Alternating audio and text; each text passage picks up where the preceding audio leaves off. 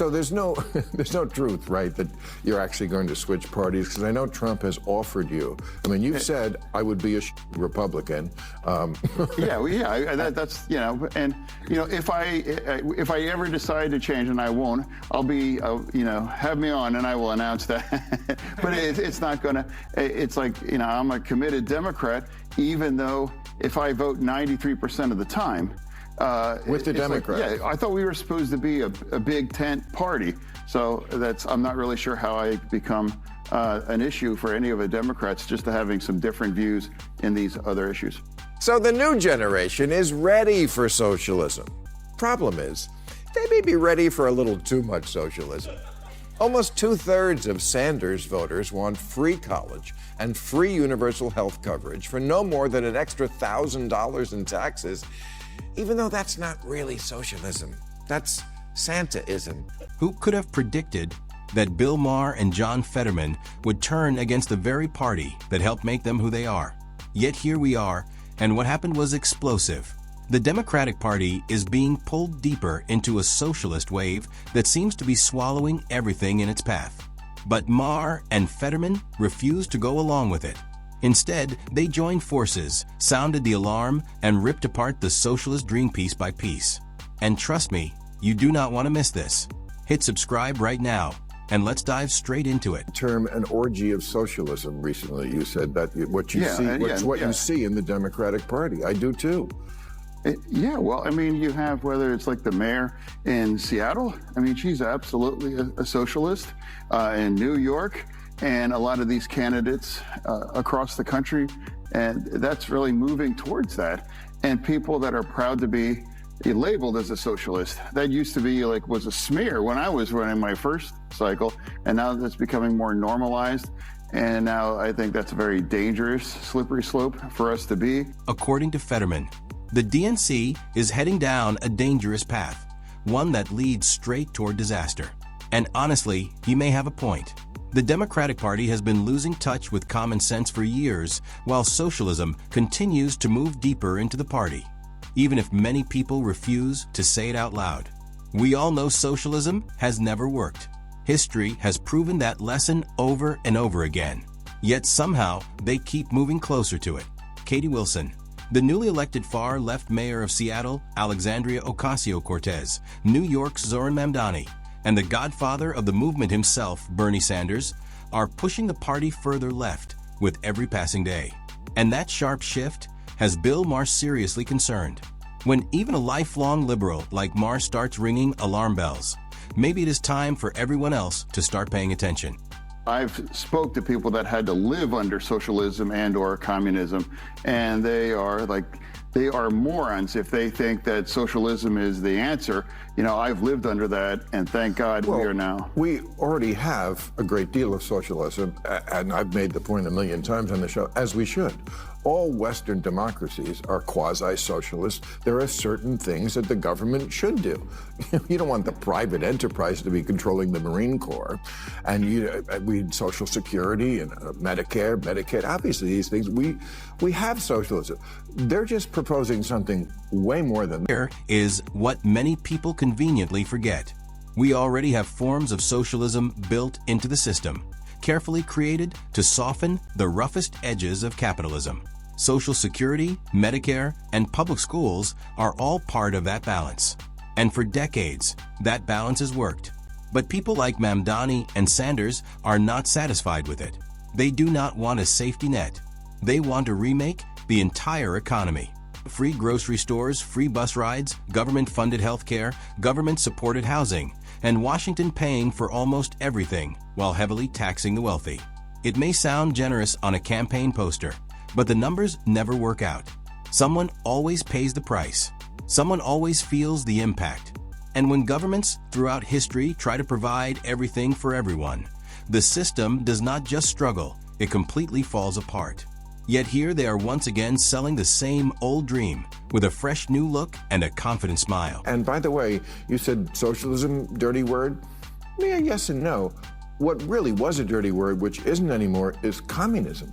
Yeah. I mean, this woman in New York who is Mayor Mamdani's right-hand woman, she tweets out, elect more communists. Maher's biggest fear is not Donald Trump.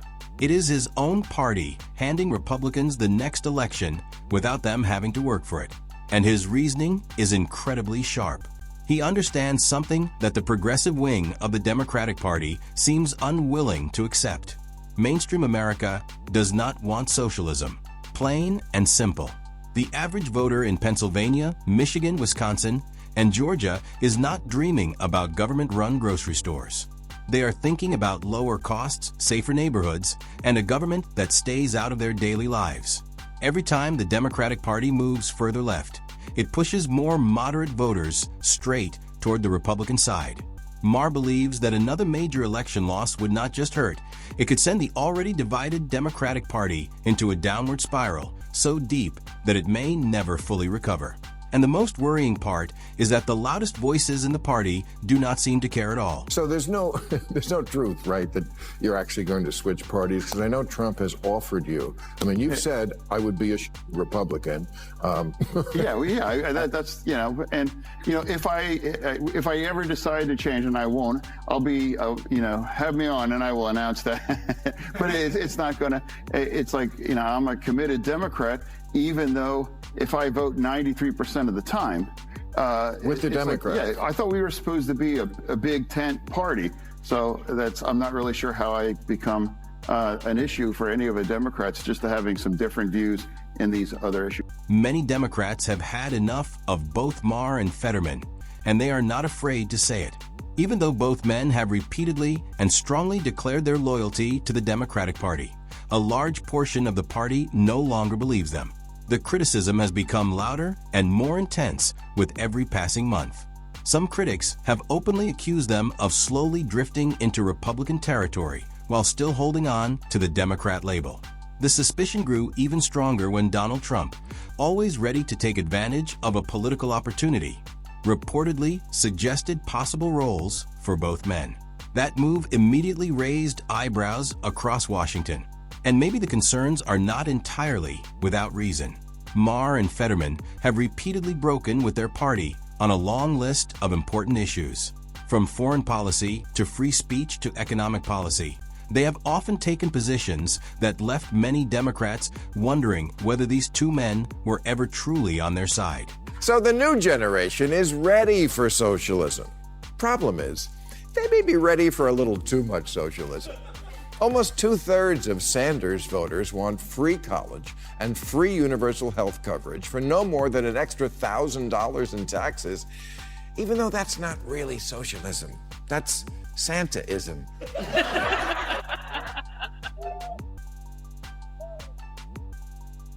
And look, no one is arguing that millennials haven't gotten a rotten deal in this economy, but they've also gotten too used to getting shit for free.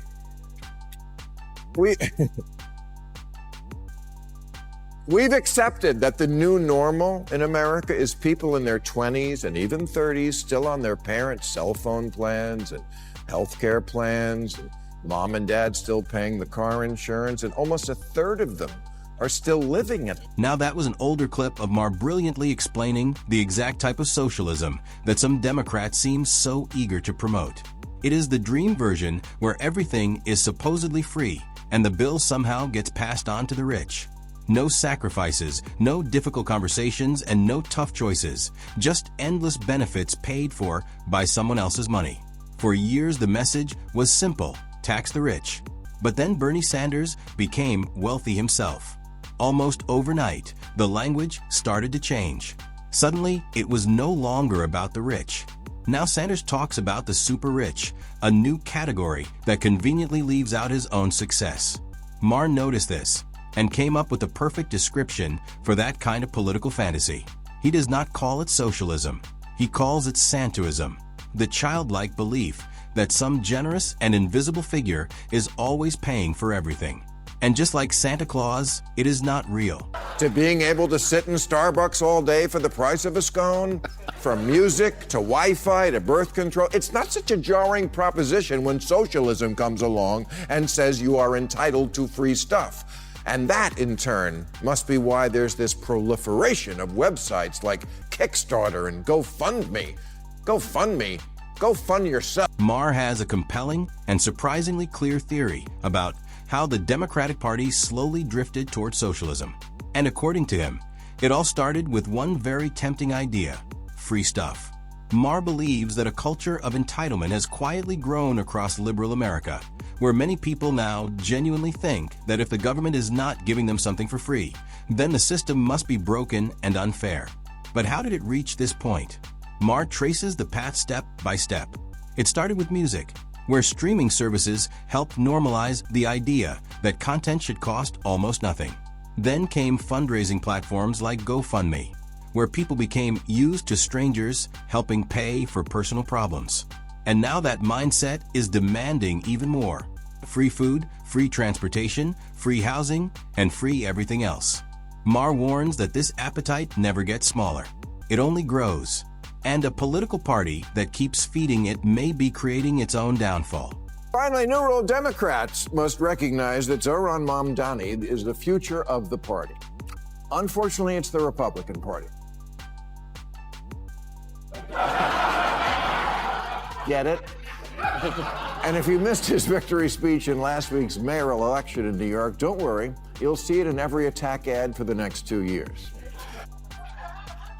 Now, Mamdani seems like a nice guy, and I congratulate him on an extraordinary political achievement. But before the whole left side of the country catches socialism fever, let's listen to the other big winner in last Tuesday's election, Virginia Governor-elect Abigail Spanberger, who, before the 24 election, said things like, "If the party didn't shift to the center, we will get fucking torn apart." To be fair, not every Democrat has lost touch with reality.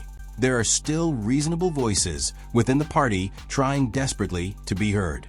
The problem is that very few people are listening. Maher loudly warned New Yorkers about giving Zohran Mamdani the keys to one of America's most important cities. They ignored him completely and may one day regret it. Back in 2024, Abigail Spanberger, a smart and experienced Democrat who understands how to win difficult elections, stood before her party and delivered a serious warning about the socialist direction pulling them off course. Her message was largely ignored. Now Maher Fetterman, a man long known as a working-class Democrat, is delivering that same warning about socialism undermining everything the party once stood for. And once again, many in the party refuse to listen. At some point, ignoring every warning comes with serious consequences. At least the party has a clear choice here, very clear.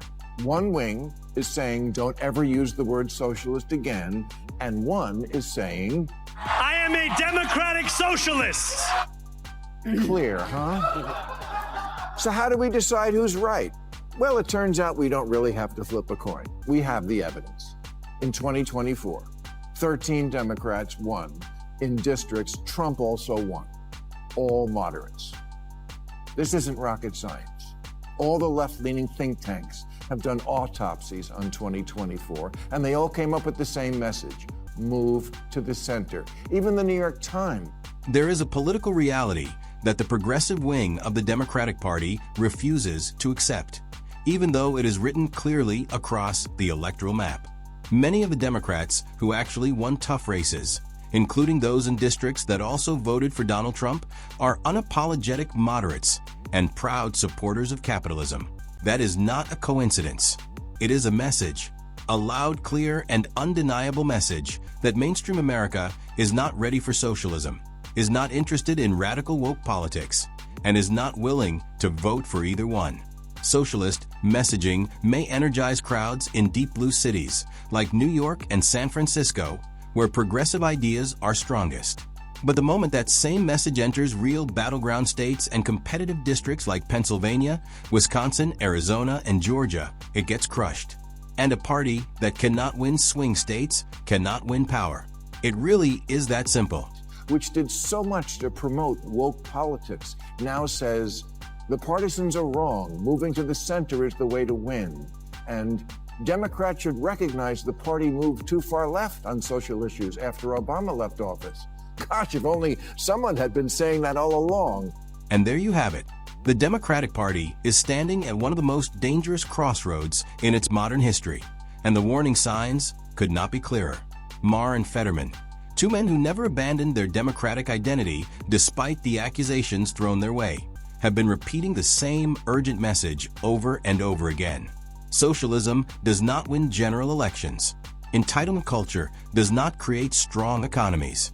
And a party that refuses to listen to its own moderates is a party moving towards self-destruction. The voices of caution have spoken.